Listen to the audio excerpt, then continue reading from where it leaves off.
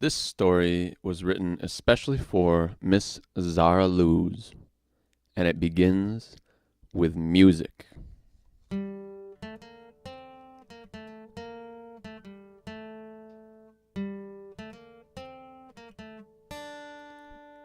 Once upon a time, there was a mountain made of glass.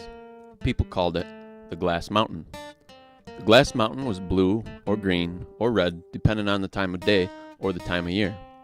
It was steep and tall and reached so high that a ring of clouds always hovered around it and no one could ever see the top. In the foothills of the Glass Mountain, there was a town called Norn. In the town of Norn, there was a man named Agar.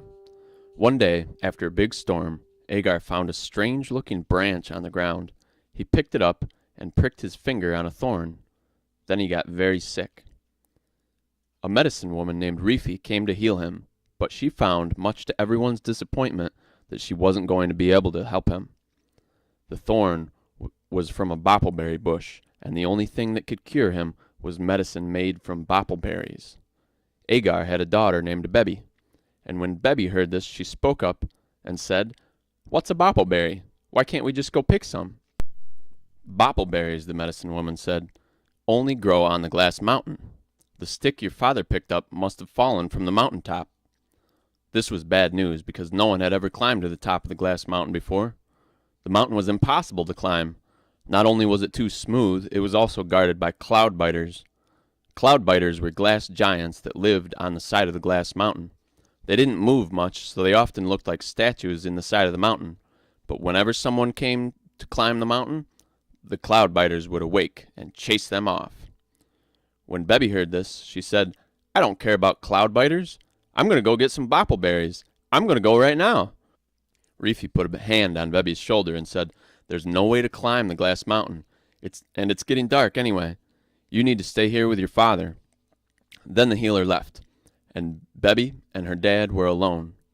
"Don't worry, Bebby," her father said. "I don't need any silly berries. I'll be fine." Then he blinked a couple times and fell asleep. As the night went on, Bebby's father got worse. Bebby stayed up almost the whole night, pacing back and forth, trying to figure out what to do.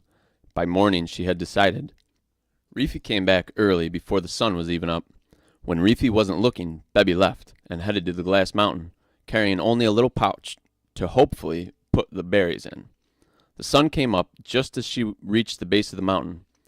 As she looked up, the mountain started to glow a deep rose red, but then it grew brighter and brighter until it was glowing pink. Bebby started climbing. She knew she wasn't going to get far, and she didn't. Looking up just in time, she saw a shower of glass stones falling down toward her. Bebby jumped back to the ground just in time. A cloud biter she hadn't even seen was waking up. Way, way up high, Bebby could see it climbing down the side of the mountain. From so far away it looked tiny, but Bebby knew it was a giant. Bebby stepped back up and started climbing again, but she didn't get far. The cloud biter threw a big glass stone at her. Bebby saw it in time and dodged it, but just barely. Then Bebby started climbing again, but this time it wasn't a boulder that came hurling down toward her. It was the cloud biter himself. The cloud biter hit the ground so hard the earth shook. Bebby couldn't hold on and fell again from the mountainside. Bebby rolled over onto her back and looked up. The cloud biter was directly above her, and it was enormous, as big as 5 houses. Roar! The cloud biter roared, and glass dust flew out of its mouth in a mist. Each time it moved, its glass body scraped against itself, so there was a terrible sound of glass squealing and scraping and grinding into dust.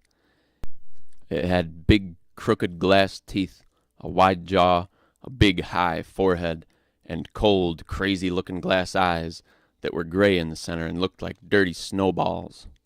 Bebby scurried to her feet and yelled at the cloud biter, "Hey, watch it! You almost landed on me! You know you— Whoa!" Before she could finish, the cloud biter grabbed her in one hand, picked her up over his head, and threw her. Bebby flew through the air screaming. She was spinning, and the world was a blur around her. The sky was up, then down, then the ground, then the trees, then splash! She landed in a nearby pond. Bebby sank deep down in the water, but swam back to the surface in time to see the cloud biter starting to climb back up the mountain. By the time Bebby got back to the mountain, the Cloudbiter could barely hear her yelling at him. "Hey, you get back down here. I wasn't done talking to you." The Cloudbiter squinted its cloudy eyes at Bebby and then let go and leaped back to the earth in another colossal crash that shook the ground. Bebby was thrown up into the air and yet again onto the ground. Again she scrambled to her feet and yelled, "Now you listen! Oomph!" Again the giant picked her up and threw her. Splash! Again she landed in the pond. But this time the giant waited to see if she'd come back. Sure enough, sopping wet, Bebby came sloshing her way back to the mountain. She stood directly in front of the Cloudbiter. The Cloudbiter bent over to take a good look at her and placed his face between Bebby and the sky. Bebby took a wide stance, planted her feet, and pointed her finger straight up toward the Cloudbiter's nose. "You listen this time," she yelled. "I need your help." Then the giant yelled back at her, "Jabba-dab-babba-doo." And Bebby yelled, "I don't know what that means." "Jabab-nab-noob," the giant rumbled. "No, listen, I need your help. My father is sick. I need some boppleberries. Just a few, then I'll come right back, I promise.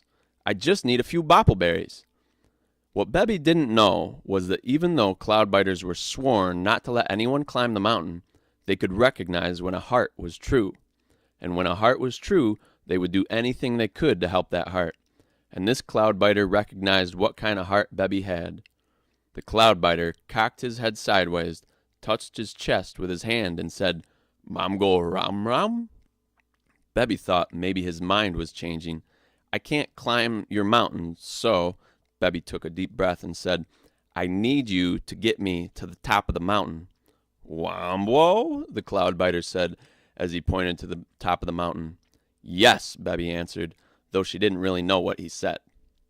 The Cloudbiter sat down and thought for a while, but finally said, with a crazy, crooked-toothed smile, "Rooba-roob-roo-roo." Bebby didn't know what that meant either, but it sounded hopeful. The Cloudbiter stood up, and more gently this time picked Bebby up. Then he tested her weight in his hand. Then he lowered her almost to the ground, and then he threw her straight up alongside the mountain. She flew head first this time, and never had Bebby moved so fast in her life. Her hair blew everywhere and tears ran out of her eyes, but she kept them open. The air started getting colder, and still she flew. Then she was in the clouds and couldn't see anything. Everything was fog. But then she was out again, and for the first time she could see the top. She could see it getting closer. Then it was eye level. Then it was getting smaller again as she rose higher, higher than the highest point of the glass mountain. Bebby could see forests of glass trees tinted green. She could see fields of glass grass. She could see ravines and gorges where clear water flowed over glass stones, streaming in channels that eventually poured down off the mountaintop and turned into a fine mist that floated in the air, forming the clouds that always surrounded the mountaintop. Then Bebby started falling back down again. But she wasn't close enough to the mountain. She wasn't going to land on it. She was falling straight down again. Bebby screamed. But before she lost sight of the top of the mountain, she saw 3 little lights coming toward her.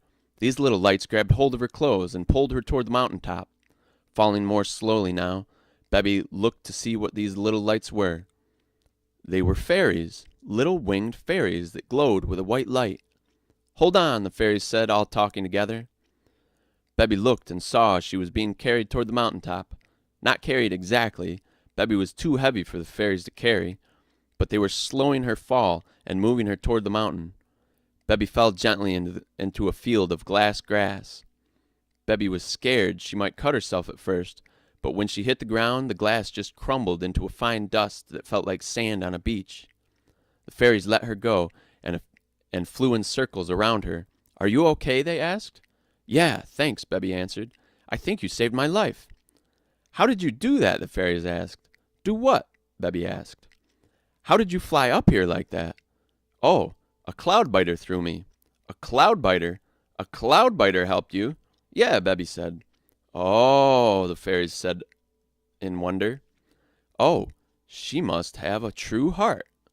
"I came to get medicine for my dad," Bebby said. "You came for medicine," the fairies said, "but what got you here?" "The Cloudbiter got me here." "The cloud biter," said the fairies. "The cloud biter just threw you. We flew you onto the mountain, but we didn't get you here either. My father is sick. That's why I'm here." "But what got you here?" the fairies asked again. "People don't come here very often." "I guess I got me here," Bebby said. "Only a person with a true heart gets to the top of the glass mountain. Your love for your father sent you on your way. Your body got you to the foot of the mountain. The cloud biter got you high into the air. We set you down on the mountaintop, but it was your heart, your own brave, true heart that really got you here." "I don't think I'm very brave," Bebby said. "I hope my heart's true, but I don't think I'm brave. I just came 'cause I had to." "Well, the heart only goes on necessary adventures," the fairies said. "Well, I'm sure glad my heart was true enough to get me here," Bebby said. "But right now, my heart needs some boppleberries." "Boppleberries," the fairies said.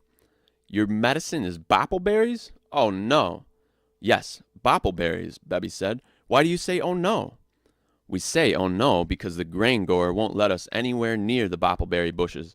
"The Grangor? What's the Grangor?" "She doesn't know what the Grangor is," the fairies whispered to each other.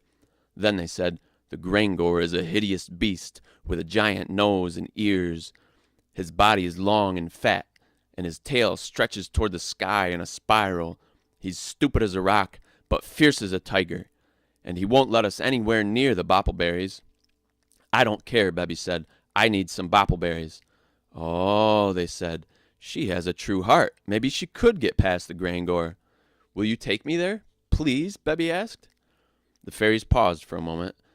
Then they all said, "Yes." So off they went, over the pale green glass meadow, into the glass forest where the sunlight shone through the trees and broke into thousands of bright green splinters of light that danced all over the forest floor to tiny music made by the glass leaves as they tinkled together, fluttering in the wind. On the other side of the forest they came to a wide mountain stream. Bebby said, "I'm going to jump it." "You can jump that far?" the fairies asked. "If you help me," Bebby said as she started running toward the stream. "Oh," the fairies said. Then they got ready to help. Bebby ran as fast as she could, and then jumped high over the water. The fairies again grabbed hold of Bebby's clothes and helped carry her to the other side. But the other side was all muddy. They tried to avoid it, but the fairies dropped Bebby right in the mud, face first. "Oh, no," the fairies said. "We are so sorry." "That's okay," Bebby said, and she went to the stream and washed her face. The mud swirled in the clear water, and Bebby watched it move down the stream over clear glass stones of all sorts of shapes and sizes, and she saw shiny little fish swimming in the stream. Bebby smiled at them and then tromped off through the mud, following the three fairies toward the boppleberry bushes. At the top of a small hill that sloped down to a cliff, the fairies stopped. Bebby could see a big patch of glass bushes with dark green leaves at the bottom of the slope. "Those are boppleberry bushes," the fairies said. "We'll go and get him to chase us. Then you go and get your berries. But if the Grangor sees you, run. Forget the berries and run. He'll throw you right off the cliff if he gets the chance." Bebby didn't say so, but she was not going to forget the berries, no matter what. The fairies flew down toward the bushes. Before they even reached them, Bebby heard a snort and a growl, and saw the bushes shaking, tinkling together like tiny chimes. The fairies let out a scream, and Bebby went running down the hill after them. The fairies flew to the right, and Bebby ran to the left. Soon she was close enough to see little purple berries among the dark green leaves. Bebby had just reached the bushes when she could finally see what a boppleberry looked like. They were small and purple and grew in spiral shapes. She was about to pick her first berry when she heard the fairies screaming, "Look out! Look out! He sees you! Run, run, run!" Bebby couldn't just leave without any berries, so she ran into the bushes to hide, but soon she heard the creature following her. It was grunting and snorting as it chased her. There were berries all around, but Bebby didn't dare stop to pick even one. Then she was out of the berry patch and on the other side, at the edge of the cliff. She stopped. Below she could see the clouds that surrounded the mountain top, and the green land with its rivers and lakes and towns far, far below. Bebby was about to run back to the bushes just as the creature emerged from the boppleberry patch. Bebby's jaw dropped. Bebby's jaw dropped when she saw it. The big, nasty, mean, scary Grangor was a pig. It was a normal-looking, short, fat, pink pig, save for one strange difference. The pig had a patch of pink feathers growing out of the top of its head that looked like a crazy haircut. It was a large pig, but it wasn't scary-looking, though it did look ready to push Bebby off the cliff. "Stop!" Bebby yelled, and the pig stopped, just a few feet away from her. The pig cocked its head sideways and looked just as surprised to see Bebby as Bebby was to see the pig. "What do you think you're doing?" Bebby said. The pig seemed ashamed and looked down at the ground before answering, "Oh, I just wanted to chase you off." "I could have gotten hurt," Bebby said. "Sorry," the pig said. "I didn't want to hurt you. I thought you were friends with the fairies." "I am friends with the fairies," Bebby said. "But you're all covered in muds," the pig said. "The fairies can't stand mud." "Why are you so mean to them?" "They're mean to me," the pig yelled. "They always tease me and make fun of me because they're so clean and pretty and I like to play in the mud. They're the ones who are mean." Bebby looked over and saw the fairies hiding in the bushes nearby. "Is this true?" Bebby asked. "Mud is gross," they said. "Of course we tease them for playing in the mud." The pig turned and gave them a nasty snort. "Hold on," Bebby said. "You don't have to like each other, but this is no good, you treating pig. You be nice, just for a couple of minutes. Just be nice." "My name is Big Pig," said the pig. "I thought your name was Grangor," Bebby said. "Grangor means pig, a pig with feathers in his head," the fairies said. "Didn't you know that?" "No, I didn't know," Bebby said. "I wouldn't have been so scared if I did. Fairies, please come over here. Big Pig will be nice to you." "Oh, but he's hideous. We can't go near him," the fairies cried. But Bebby gave them such a fierce look that the fairies obeyed and flew over to where Bebby and Big Pig stood. "Now, fairies," Bebby said, "it's no good getting all grossed out because Big Pig likes to play in the mud. That's what pigs do. It would be like picking on you for flying. That's what fairies do. They fly." "Flying's not gross," the fairies said. "Neither is mud," Bebby said. "See, I'm covered in mud and I don't even care." "But you don't like the mud, do you?" "No," Bebby said. "I love the mud." "Huh?" the fairies gasped. They couldn't believe it. "Not all the time," Bebby said, "but sometimes there's nothing better than playing in the mud. Are you going to make fun of me?" The fairies started whispering to each other, and a moment later they turned and faced the pig. "Big Pig," they said, "we owe you an apology. We are sorry. This good, kind girl has a true heart, and if one with a true heart, and if one with a heart so true likes playing in the mud, then we have no business picking on anyone else for doing it. We are sorry, Big Pig. Please forgive us."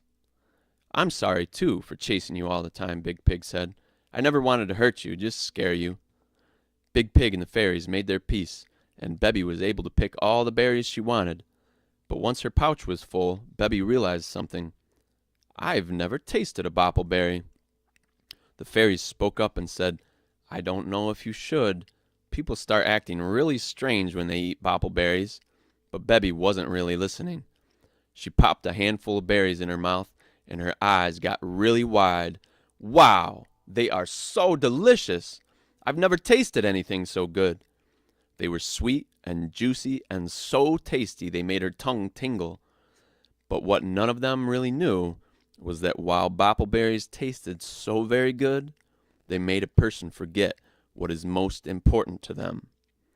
The more berries Bebby ate, the happier she got, but the more distant her memories of her sick father became. Bebby just stood at the bushes eating and eating and eating more and more boppleberries. Her new friends could see something wasn't quite right. "Excuse me," Big Pig said. "Don't you have to get those berries back to your dad?" "What?" Bebby said. "How do you know my dad?" "Your dad is sick. That's why you came here." "No, I came here to eat boppleberries, and that's what I'm doing," Bebby said as she kept eating. "You don't even know my dad." Then Big Pig spoke up. "The boppleberries are making you forget. You came here to help your dad." "No," Bebby said, with her mouth stained purple from all the berries. "You're making that up. Everything's fine. and she kept on eating. Then the fairies started pulling on her clothes. "You have to help your dad. That's what you came for." "Stop it," Bebby said. "You just don't want to share your boppleberries." Then Bebby shooed away the fairies and went back to eating berries. The fairies flew over to Big Pig and said, "This is bad. She's forgotten what she came for. If she drinks the water from the stream, then she'll remember," Big Pig said. "But she won't listen to us," the fairies said. Then Big Pig had an idea. I'll pretend to be mad that she's eating all the boppleberries. Then I'll chase her, and we'll all work together and get her into the stream." "Good plan," the fairies said. Then Big Pig started snorting and growling and scratching his hooves in the glass grass. "Oh no," the fairies cried. "Big Pig's gone crazy. He's mad you're eating all his berries." Then Bebby turned to look. Big Pig looked wild. His eyes were squinty, his nose was wrinkled, his feathers stood straight up, and drool dripped out of his mouth as he would snort and snarl. And then he ran at Bebby, and Bebby screamed, "Ah!" "Run, run," the fairies said. Bebby took off running through the berry patch. This way," the fairies called as they flew overhead. Bebby could hear Big Pig behind her snorting and snarling and smashing through the glass bushes. Bebby emerged out the other side of the berry patch, and the fairies said, "This way, toward the stream. He won't follow you into the water." Bebby followed them as fast as she could. Bebby ran along the muddy shore and then jumped into the water. Drink the water, the fairies said. Bebby was so scared she didn't ask any questions, but just started drinking the water. As soon as she drank it, she felt like she had just woke up from a dream.